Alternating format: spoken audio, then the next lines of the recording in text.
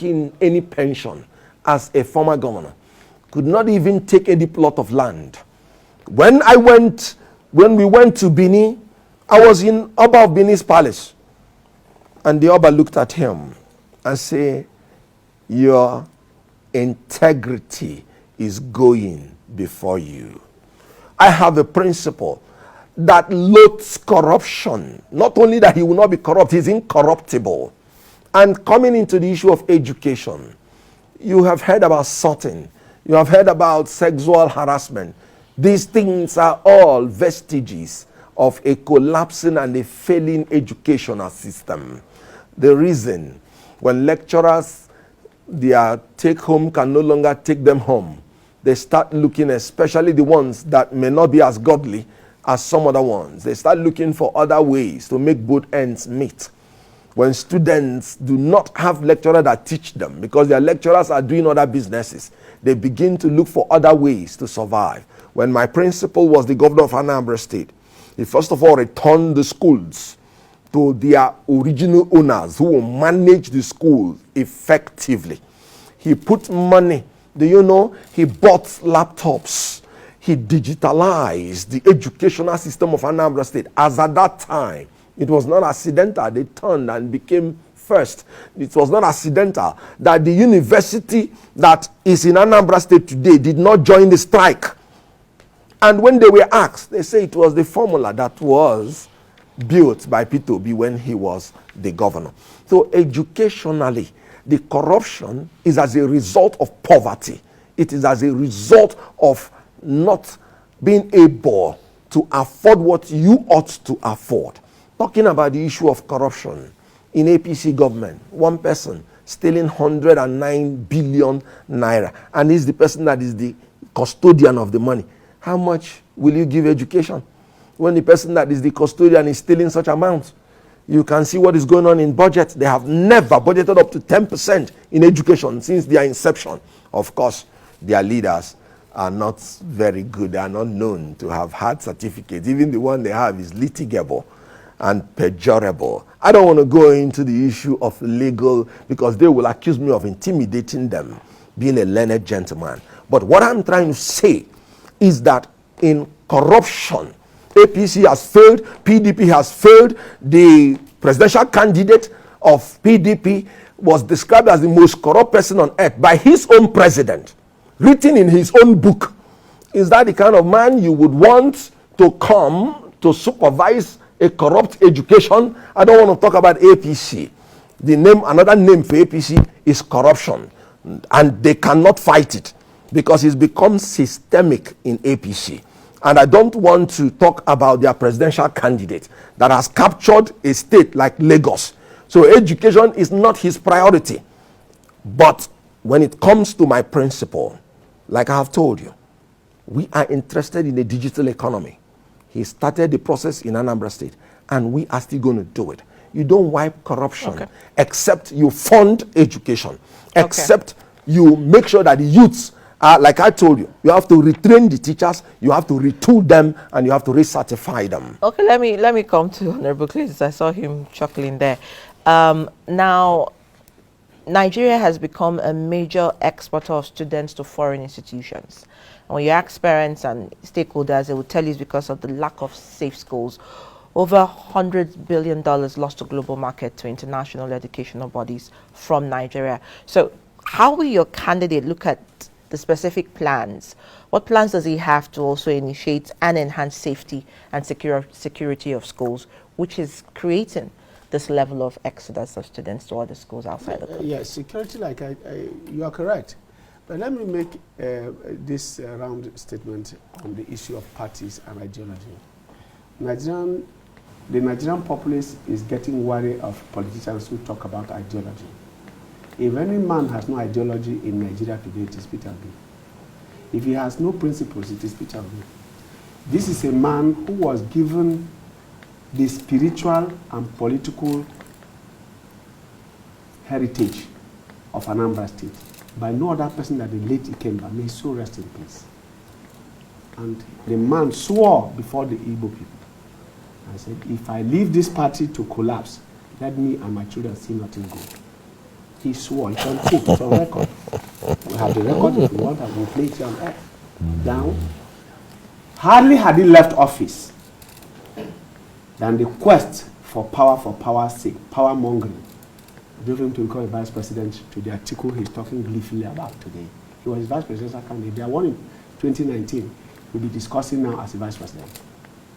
When it was now evident to him that he had no space to contest for presidency, he moved to Labour Party. What is his ideology? Directly opposite, a man who runs a private and capitalist economy as an importer, as a trader, which he had admitted to be, had no business in Labour. What is Labour all about?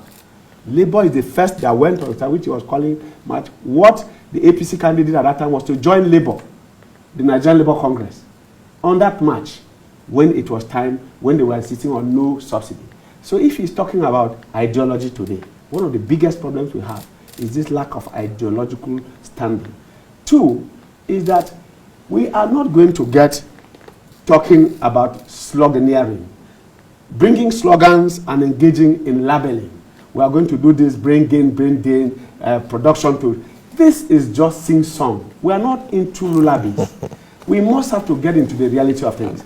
And these two people have been governors, please. So I'm happy that he said that Anambra State University did not go on strike because of the foundation led by Peter Obi. Of course, you heard the present governor and his remarks, for which they are now, as usual, the attack dogs on social media have gone after him. 2 days after he was physically attacked in his community, for that. They are known for this. I saw somebody, I left the studio on one occasion, the first time we came to start the campaigns here. And the first call I got is, if you don't want to vote Peter Obi, I will show you that you will not see 2023 election.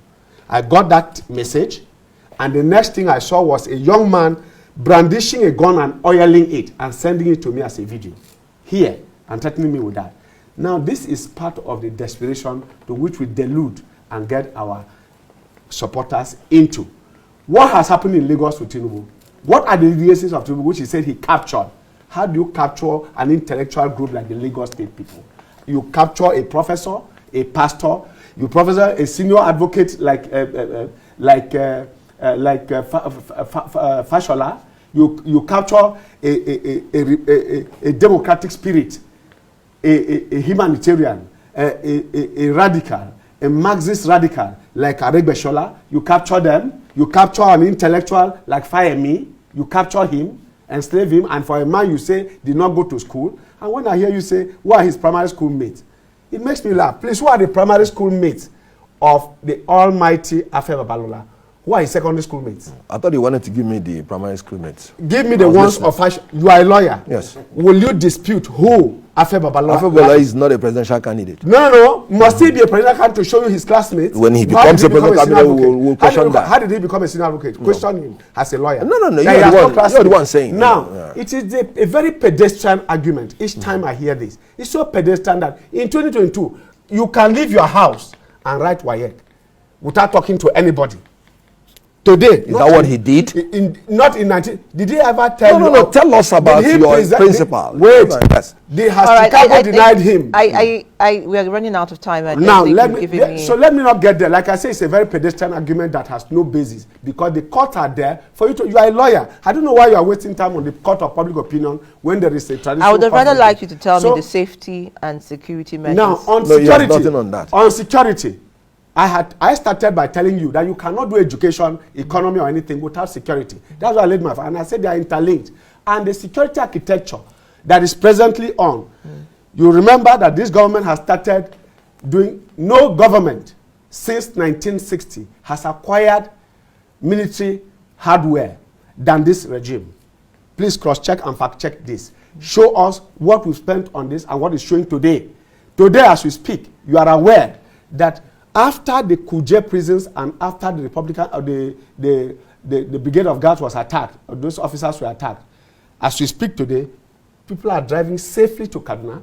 People are safely to Kaduna. We've not had any more kidnappings on that route. And indeed, today, just today, the rail lines have opened again. Today. The rail lines have opened. But just yesterday, there was an attack on the mosque and several people were abducted. And when? On the mosque yesterday, in Katsina State. We are talking, I'm giving you the example of the unsafe Kaduna Railroad that is resuming today. We're talking nationally. About the country, you will agree with me that we have no flags flying again of bandits or Boko Haram. Indeed, we are now discussing bandits and kidnappers. We are no longer discussing Boko Haram, which was a major crisis for Nigeria where we took off from in 2015. Okay, and of course, you should also remember. I should have the right of reply. Let me come back because I'm just told that we're running out of time. Final thoughts from all of you here. Let me come back to you, Sonny. I mean, you've heard what all the other spokespersons have said. Still, millions of children are out of school and people are hoping, how do you get them back? What are your final thoughts? How is this going to happen, considering the fact that it's a problem? I want to address the issue of brain drain. You see, on this panel, I've been the only person that, I'm the only person that is privileged to have given statistics on what we have done, and nobody has been able to dispute whether they were effective or they were not. The fact that they could not dispute these institutions and things that PDP did over the years, that means they are working. And the PDP is going to improve on them. Now, if you remember in 2015, Nigerians were coming back en masse into the country to come and invest. Why did that happen?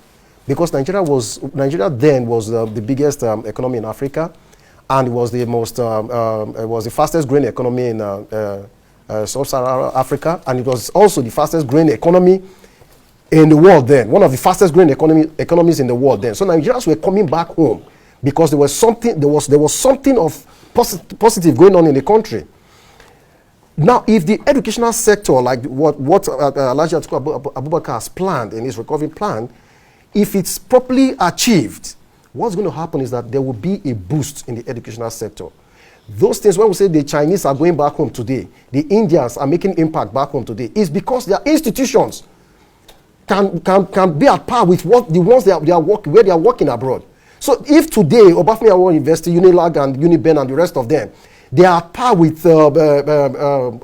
some of the universities you have in England and the University of Pennsylvania and the rest of them, you will find doctors in those universities coming home here to come and lecture.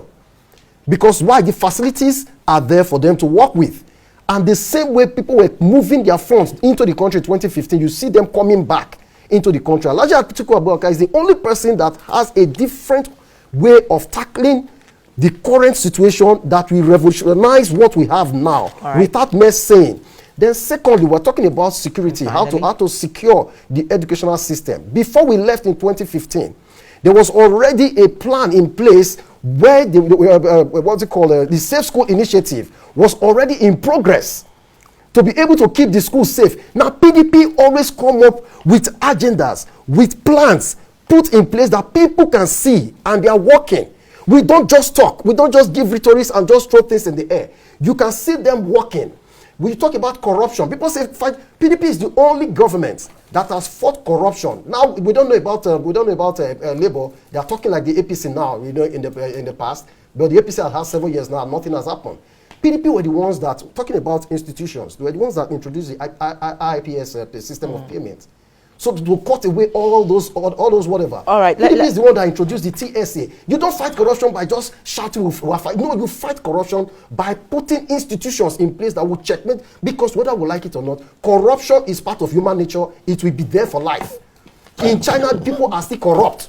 So all this talk of trying to make Nigerians, trying to woo Nigerians with, corruption, that was what they did in 2015. And Nigerians foolishly followed that corruption slogan, and look at where we are today. Okay. PDP is all about institutions. Let me come institutions in place to checkmate things, check corruption, which has always worked, because they're embedded in human nature. Maybe somebody will argue with that, but let me come to your final thoughts, Barrister Kenneth. Right. I'm surprised that my colleague here said it's not going to go personal, but it's understandable because APC has never kept to their promise. Now, when he said Obi made a promise he was going to stay in Apuga, he made that promise to Ojukwu, and Obi remained in Apuga until Ojukwu passed on. And his own forever has started. And let me tell you about agreement in law. When you make an agreement, it is between two persons. If the other party is not keeping to the agreement, you do not have any right to remain where you are. Victor Ume was the first person that said that to the world about that pact, which Obi made with Ojukwu. But you know what? Victor Ume himself is now in Labour Party. And you know what he said? He says because of what they're doing in Apuga today. The Apuga today is not the Apuga that Ojukwu dreamt of. And whoever who said that has every right. If the other party changes his own agreement, you are not compelled to remain in it. Now, he said about his principal, how he captured Lagos. Now, let me tell him how he captured Lagos. Tinubu has never governed Lagos through the state apparatus. He always creates his own apparatus. Mawa wiped out Alaye boys and retooled them and renamed them good boys and girls of Lagos. Tinubu came in and empowered them the more. What happened to Funsho Williams? The greatest political opponent of Tinubu was killed, assassinated. All right. In 2003, and nothing has been known about it. How he captured Lagos. Tinubu said if anybody tells you there will be a change of government, tell the person shut up. Mentioning Funke as Kindele's name in his presence, he will tell you it irritates him. He captured Lagos through intimidation. We will not succumb to the blackmail of intimidators in 2023. How did he capture Lagos? When the National Union of Road Transport Workers suspended the Lagos branch of the union. Yes. What did they do? They created another. You are taking your time. What I'm trying to tell you is that Tinubu captured Lagos through intimidation. Okay. We are coming to capture Nigeria through inspiration by 2023. Let me quickly say that the PDP were the ones who told us that you can only do election by do or die. PDP is the one that arrested judgments and suspended an appeal court president. I didn't intercept, I didn't interject. Then they also proceeded to suspend Salami, a president of the Court of Appeal. Never in our history have we gotten those type of things. And if you remember, there was a book called the Civil War Call Election 2003. It was under midwife by PDP. That is on the judiciary and on the political end. So we couldn't have inherited that. Two is that when you talk about Tinubu capture and Funsho Williams, yes. How did the Igwes die? How did the Igwe, a man and a wife, who were criticizing how did they die? Hold on. Wait a moment. Hold on. Don't interject. I didn't interject. You lied. I'm afraid this is where we have to draw the curtain as the conversation ensues here in the studio.